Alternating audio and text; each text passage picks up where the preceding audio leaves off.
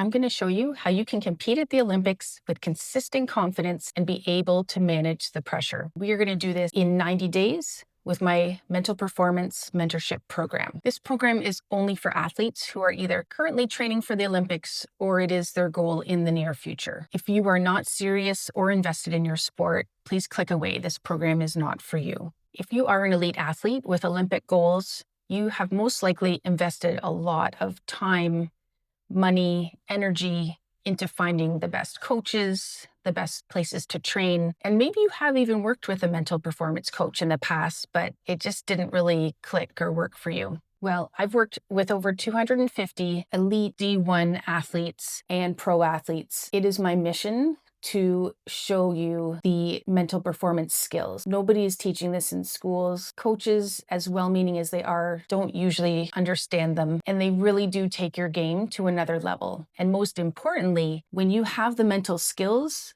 it lets all of that physical training that you have spent so much time doing shine through. If you don't know me, my name is Kirsty McMillan, and I'm a certified mental performance coach. I have been playing sports my whole life and coaching and refereeing. I played varsity hockey when I was at University of Guelph. About 11 years ago, I discovered stand-up paddleboard racing. So I did what you also have done, I'm sure, which is to find the best coach possible. So that's when I started working with Larry Kane. He is a gold and silver medal Olympian. We've been working together for almost 10 years now, but I just love the conversations that Larry and I have. I love the training.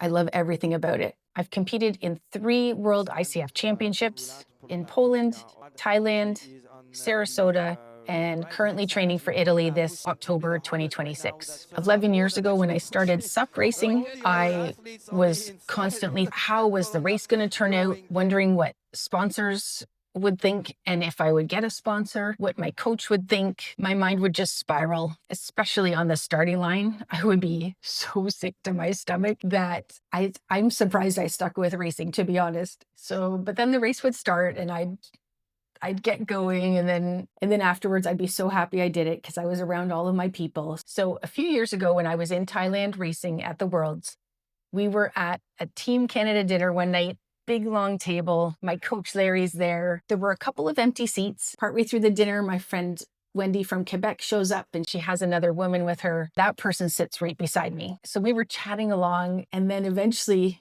I realized who she was. She was a 4-time world pro champion. So I knew exactly who she was.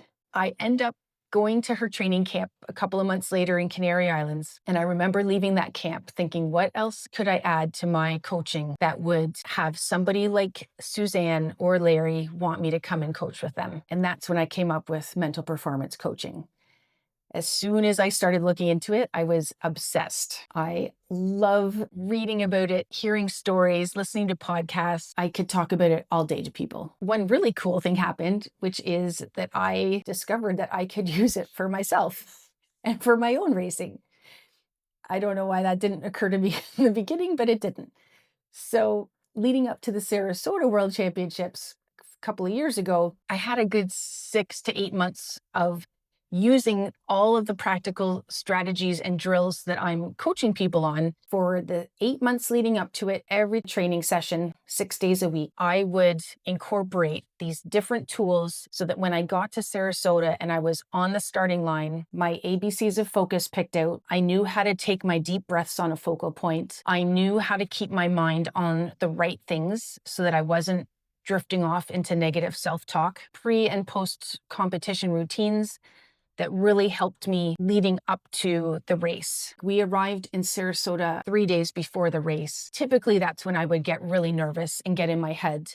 But I had all sorts of routines, visualization, understanding to control what I can control, going over my well, better, how journal. I had amazing starts. The sprint race was particularly brutal. We had a 50-kilometer-an-hour side wind coming in from the side of the race. Picture 8 lanes. Every rider had to have the nose of their paddleboard in this boot that would drop for the race to start. And with that wind coming from the side, it was really, really hard. We were probably waiting 3 or 4 minutes of just trying to keep my paddle on the side that I knew I wanted to start my sprint on, keeping my mind focused so that I could hear the command of racers ready horn I needed to have my mind focused on that moment. I didn't want my mind racing around thinking about the crazy wind. Just had to be really focused. And that takes a lot of time and practice. I was really happy as well with my technical start. That's why I love this picture so much. You can see my butt getting up.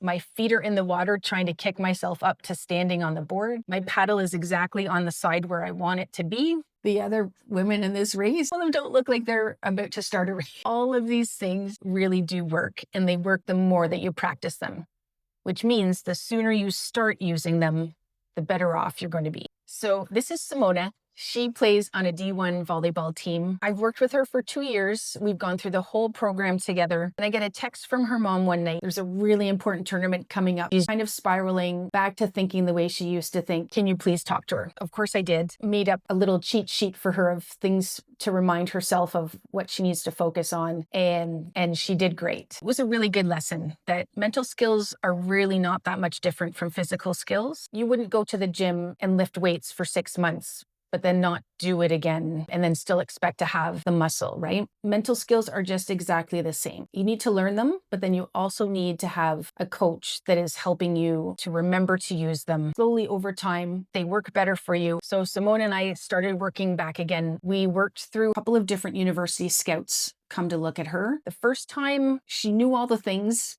but she just couldn't quite focus on the right things. She was really not happy with how she performed when the scout was there. A few months went by, coach from a different university came, and by then she was finally comfortable with a lot of the things that we're talking about. She got committed to the University of Waterloo, and I was just so proud of her. The best thing was her mom told me a few days before she had an interview to get into the program at University of Waterloo, which is the hardest engineering program in Canada to get into. Her mom said to me that she would normally be so nervous. She would have trouble sleeping. Simona said, I've got this. I've prepared my answers for the questions I think they're going to ask. I know I can handle whatever else comes. Now, Victoria has just been doing a few sessions with me over the past month.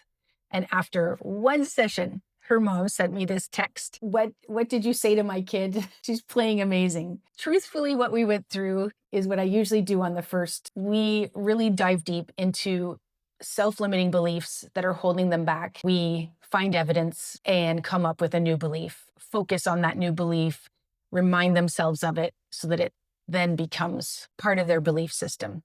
Once she understood the new belief, she couldn't unsee it. So you're probably wondering how this all works. After working with over 250 elite D1 athletes and pro athletes, I have created an online mentorship program. There are 12 weeks to go through. Each skill has 4 different strategies or drills that you can use to get better at the skill. There will also be some other videos, podcasts, things that I think will help you really grasp the concept of the skill and see how important it is. There will be a worksheet that you can use and then refer back to it to remind yourself of things later on. There is a weekly Google check-in form so that I can stay on top of how you're doing in the program, how things are working for you, make sure that we cover what we need to cover in our one-to-one sessions. On the one hand, you're going through on your own time, week by week, the 12 weeks. We are going to have one-on-one sessions that are 30-minute Zoom calls. So we will talk about what the material is. We'll figure out how it works into your program, what it means for you, how it looks for you to be doing that skill. There are monthly group sessions where questions get submitted to me. Maybe there's something you haven't even thought of to ask that somebody else is asking. Finally, there is a community of like-minded, high-level athletes where you guys can support each other, cheer for each other, and learn from each other. The 12 weeks of mental performance skills that we're going to cover are going to be self-limiting beliefs, elite mindset or growth mindset, awareness, focus, confidence, how to create your own reset, refocus routine, process over outcome, visualization, routines, habits, leadership, and managing pressure. And truthfully, managing pressure is at the end because it really does take all of the weeks of the other skills together. All of these mental performance skills boil down. These are the 3 main things that I'm going to help you with. Self-control, the ability to regulate your emotions, understand how your emotions work, how your thoughts work. Number 2 is having consistent confidence. So understanding how you do confidence, what it is. Once you understand that, you will never have to worry about, oh, I hope I have it on game day when it matters the most. You will always have it. And the third one is managing pressure. Tryouts, managing the pressure of national team tryouts, managing the pressure of being at the Olympics.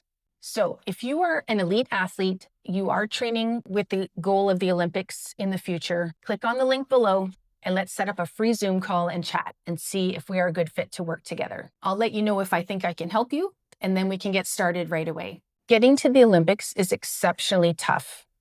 If I can help you with your self-control, have consistent confidence, and be able to manage the pressure, imagine what the rest of your life, what your future opportunities look like with all of these mental skills helping you get to your big goals. So if you want the whole toolkit of mental performance skills, click the link below, hop on a call, and let's see if we're a good fit to work together. Don't wait, your dreams are waiting.